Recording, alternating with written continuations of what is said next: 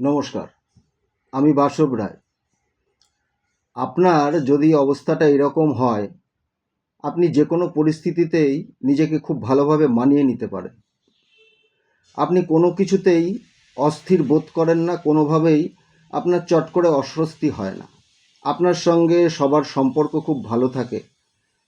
আপনি যার সাথে কথা বলেন সেও খুব ভালো বোধ করে এবং আপনারও মানুষের সাথে মিশতে ভালো লাগে। আপনার জন্মের পরের থেকে আপনার মায়ের শরীর স্বাস্থ্যের উন্নতি হয়েছে, বাবার আয় রোজগার বেড়েছে। আপনার জন্মের পরে আপনার বাবার বাড়ি হয়েছে, বা পুরনো বাড়ি থেকে নতুন বাড়ি হয়েছে, বাড়ি রেনোভেশন হয়ে সুন্দর হয়েছে। এই সমস্ত ঘটনা যদি ঘটে থাকে, তাহলে বুঝবেন আপনার চন্দ্র আপনার জন্মছকে অত্যন্ত ভালো পজিশনে আছে। আপনার কিছু করার দরকার নেই। এই চন্দ্র যখন আপনার জীবনটাকে নিয়ন্ত্রণ করবে, তখন আপনার জীবনের সময়টা খুব ভালো যাবে। কিন্তু এর বিপরীত পরিস্থিতি যদি হয়, আপনার খুব বিরক্ত লাগে, আপনি চট করে সবার সাথে মানিয়ে নিতে পারেন না, যে কোনো পরিস্থিতিকেও আপনি মানিয়ে নিতে পারেন না। আপনি সিলেক্টেড কিছু লোকের সাথে মিশতে ভালোবাসেন, আপনার সবার সাথে কথা বলতে ভালো লাগে না, এবং সবাই আপনার সঙ্গে কথা বলে আনন্দও পায় না। আপনার সামান্যতেই দুশ্চিন্তা হয়। আপনার একটু বিপরীত পরিস্থিতিতেই নিজের উপরে কন্ট্রোলটা হারিয়ে যায়। সামান্য একটু পরিস্থিতি অন্যরকম হলে আপনার হতাশ লাগে।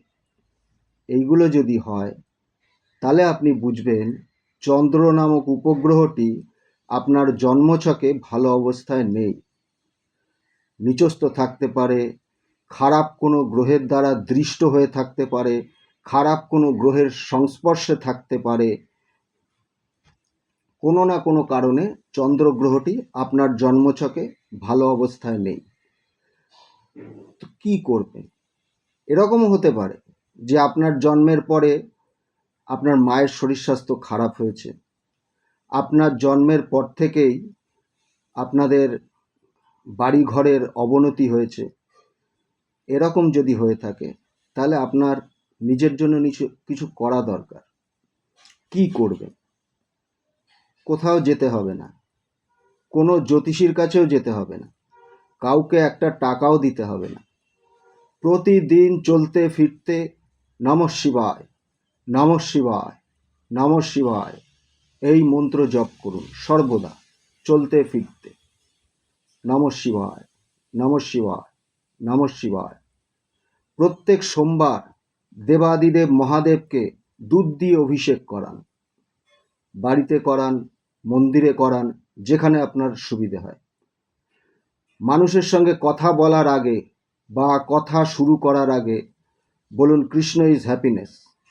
ভগবান শ্রীকৃষ্ণ, যিনি যে কোনো অবস্থাকেই নিজের আয়ত্তে নিয়ে আসতে পারতেন, ভগবান শ্রীকৃষ্ণ এতখানি মানসিক দিক থেকে স্ট্রং ছিলেন। সেই কৃষ্ণের স্মরণ নিন, সর্বদা বলুন কৃষ্ণ ইজ হ্যাপিনেস। পূর্ণিমার দিন চন্দ্র দর্শন করুন, চন্দ্র দর্শন করে চন্দ্রকে প্রণাম করুন। বলুন মনে মনে, জোরে জোরে পারলে জোরে জোরে বলুন, দিব্য শঙ্খ তুষারাভং ক্ষীরদার্ণব সম্ভবম নমামি শশিনং ভক্তা সম্ভর মুকুট ভূষণম। কোনো মন্দিরে গিয়ে সাদা চন্দন, দুধ, তিসি বীজ দান করুন। ভালো থাকবেন। রাত্রে দুধ খাবেন না, দুধ দই পায়েস রাত্রে খাবেন না। লটারির টিকিট কাটবেন না। যদি সম্ভব হয় দুইমুখী রুদ্রাক্ষ ধারণ করুন। কথার মাঝখানে গালাগালি ব্যবহার করবেন না। এইগুলো করে দেখুন, আপনি ভালো ফল পাবেন। 70% আপনি এই পরিস্থিতিকে কাটিয়ে উঠবেন, বাকি 30% আপনার নিজের মনের জোরকে কাজে লাগাতে হবে। কেমন থাকেন করে দেখুন, কেমন থাকেন কমেন্ট বক্সে লিখে জানান। আজ এই পর্যন্ত।